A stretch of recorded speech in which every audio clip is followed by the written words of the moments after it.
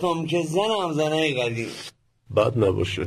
کاکا کمربند 15,000 تومانی درد میگیره. نه زهره. زن ما 2 تا الاستش خورده، زنده ایمونه، بی چی ول کرده رفته پیر شده. حتما با سگک زدی. جون سگک داره ای، ارواح پدرم با قسمت پنبهش. خواهی دنبال بونه بوده، رفتنی میره. ها والله. کاکا جان دوره تو نیکی میکنه و در حج انداز گذشت. جناب عالی دیرو پسرم تو خیابون دیدم. خب کدومش کاکا؟ بزرگو نوکردم که دبا میزنه. خب 10 کیلو کارتون کمکش کردیم، رفت عقب یه میدونی گرفت، گفتم جوونیه نکنه دستم ماچ کنه، با ساکات پرنده تو کلیه ما بزنه. بعد بگو چیشی گفت عوضی. چی گفت کاکا؟ گفت برو آلش آدم با پدر خودش.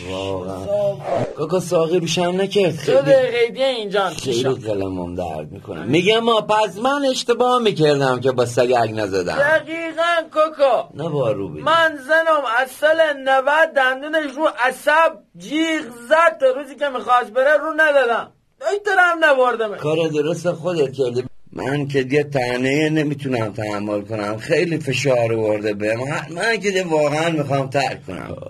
این سری هم کاکا ساقی اومد زحمت کشید، میکشیم ولی از فردا ارواح پدرم ترک باشگاه پایه هستیم بچه ها. الان تو خودت 1000 تا آرزو داری، یکی آرزوهاتو بگو. آرزو در حیرتم از مرام این مردم پس خوشا به حال خرچنگ های مرغابی پرست. کاکا منظورم میگم یعنی ازدواج، آرزو، ماشین، چی دیره بلش کنه جیگرم. تا آرزو چیه؟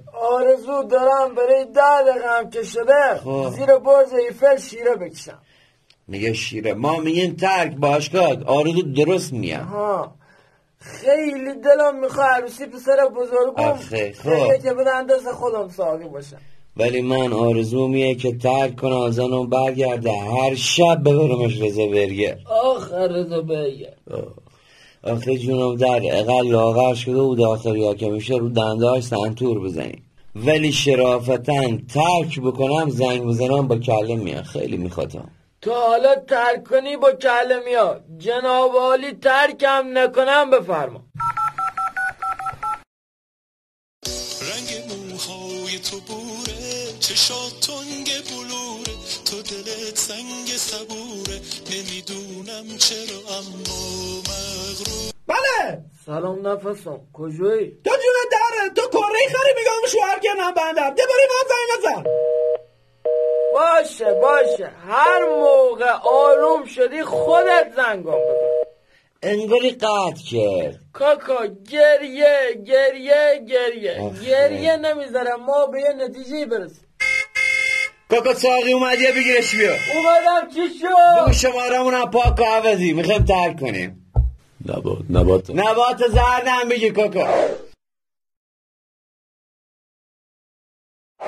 به صورت 6 دانگ واگذار میگردد. بخون بینیم چی نوشتیم. بسم تعالی. مورد معامله یک دستگاه افاش 500 مدل 1403.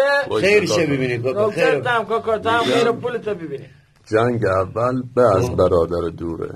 برای مدلش به مشکل نخوریم بعد. کاکا اینا صحبت ها شده، ما سال دیگه میخوایم این ماشین رو بخریم، یه سال باهاش کار کنیم بدیمش به ای آقا. راست میگه، ما حرفامون زدیم، فقط خدا کنه دست خوب باشه. دستم طلا برات میباره و میاد. فقط کاکا اینا جونشون تو روغنه، به روغنش فقط میرسی. رضا برگر دستی با گوشت گرم با 3 شعبه فعال در شیراز.